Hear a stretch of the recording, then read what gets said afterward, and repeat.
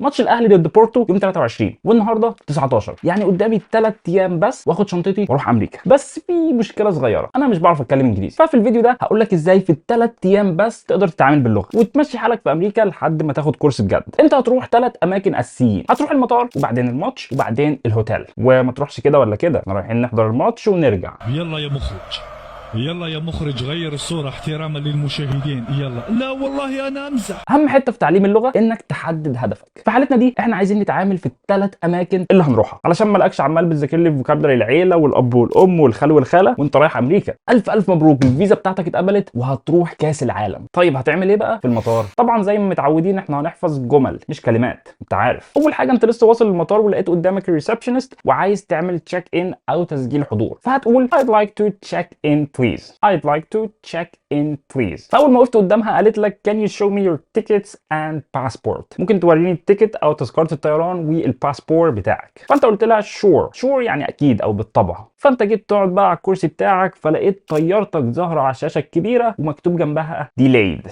فانت قاعد بقى فرحان ان طيارتك ظهرت على الشاشه الكبيره وقربت. الله يخرب بيتك، قوم بسرعه الطياره اتاجلت. فرحت بسرعه على الانفورميشن ديسك او المكان اللي بتعرف منه المعلومات وعايز تسال بقى في ايه. فهتقول why is my flight delayed. ليه طيارتي اتاجلت؟ why is يعني ليه، my flight delayed طيارتي اتاجلت. فقالت لك what's your flight number and departure time. what's your flight number يعني ايه هو رقم طيارتك and your departure time اللي هو ميعاد المغادره. فقمت قايل لها، راحت قايله لك it's just delayed for 30 minutes. it's just دي كلمه بنستخدمها علشان نبين ان هي حاجه بسيطه، يعني it's just delayed for 30 minutes يعني بس 30 دقيقه مش قصه كبيره يعني. وبعدين كملت وقالت لك due to an issue with the engine. due to حاجه زي because كده يعني بسبب، ف due to an issue with the engine. an issue يعني مشكله with the engine يعني في المحرك. فطيارتك اتاجلت نص ساعه بسبب مشكله صغيره في المحرك. وقالت لك your flight will arrive now at gate 13. فهتخش الطياره من gate 13 من بوابه 13. فهترجع السيت او الكرسي بتاعك وتقول الحمد لله انا كده كده مظبط الدنيا ان انا اوصل قبل الماتش ب3 ساعات. الطياره وصلت ولسه بتطلع الطياره لقيت نفسك هتقعد وسط 2 اتخن من احمد حلمي في اكس لارج.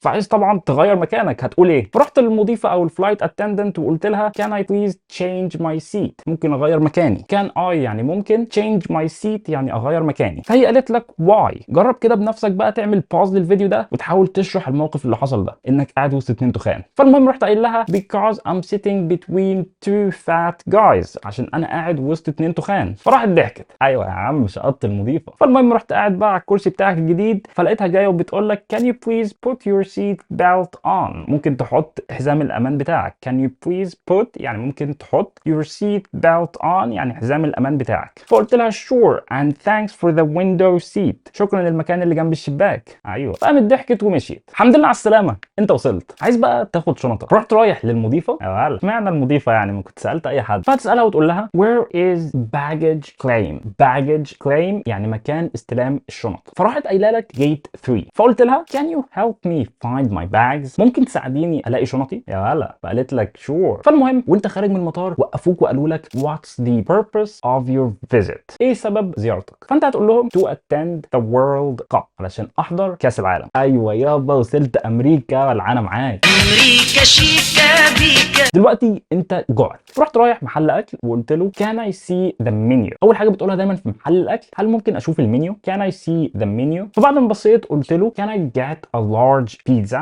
ممكن اخد بيتزا كبيره. فوانت خارج بقى تدفع قلت له how much is it. بكام؟ how much is it. الفلوس دايما بتاخد how much. قال لك $20. فوانت طالع بقى رحت مطلع 20 جنيه واديتها له. طبعا راح جايبك من قفاك وقال لك ايه ده يلا. فانت قلت له Egyptian pounds. فالمهم بلاش بقى اقول لك قال لك ايه. فالمهم راح مشاور لك على مكان كده وقال لك we only accept dollars. we only accept dollars يعني احنا بس بنقبل dollars ما بنقبلش اي عمله تانية. فرحت المكان ده ولقيت يافطه مكتوب عليها currency exchange. currency يعني عمله، exchange يعني تغيير. فcurrency exchange ده المكان اللي بيغيروا منه العمله. فانت رحت قلت له I'd like to change these into dollars. عايز اغير دول للدولارز. فراح خد منك دسه الجنيهات ومديك ال$20. سيبك انت بقى من الكلام ده. جه الوقت المنتظر، وقت الماتش. رحت بقى بتيشيرت الاهلي ومعاك البت المضيفه بعد ما عزمتها على الماتش. يلا وانت داخل قال لك tickets please. رحت مطلع له التذكره بكل ثقه، راح قايل لك only you can go in، انت بس اللي ممكن تخش. الله يخرب بيتك، نسيت تشتري لها تيكت بس ملحوقه. هتقول له بكام التذكره؟ how much is the ticket؟ قال لك it's sold out. it's sold out. sold out يعني ما بقاش فيه منها تاني، خلاص اتباعت، نفذت الكميه. فطبعا بذلت مجهود كبير جدا عشان تشقطها، ومعاك قصص وضحك في المطار. فلفت لها وقلت لها